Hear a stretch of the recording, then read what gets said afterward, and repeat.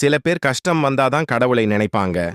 ஆனா இந்த சம்பவம் கடவுளையே நம்பாத, அதுவும் கேலி செய்த ஒருத்தனுக்கு நடந்த உண்மை சம்பவம். தூத்துக்குடி பக்கத்துல ஒரு கடலோர கிராமம்.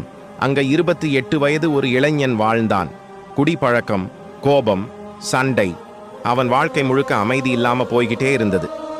வீட்டுல அம்மா ஒவ்வொரு நாளும் சொல்லுவாங்க, ஒரு நாளாவது திருச்செந்தூர் முருகன் கோவிலுக்கு வான்னு. ஆனா அவன் சிரிச்சிட்டே, முருகன் இருந்தா என் வாழ்க்கை ஏன் இப்படி இருக்குன்னு கேலி பண்ணுவான். கோவில், சாமி, பக்தி இதெல்லாம் பலவீனமானவர்களுக்கு என்று வெளிப்படையா பேசுவான். ஒரு வருடம் தைப்பூசம் நாள் வந்தது. திருச்செந்தூர் முழுக்க பக்தர்கள் கூட்டம், காவடி, வேல், மந்திர ஓசை. ஆனா அவன் நண்பர்களோட கடற்கரையில குடிச்சிட்டு இருந்தான். இந்த கடல் கூட என்னை ஒன்னும் செய்ய முடியாது என்று சவால் விட்ட மாதிரி கடலுக்குள்ள இறங்கினான். அப்போ திடீர்னு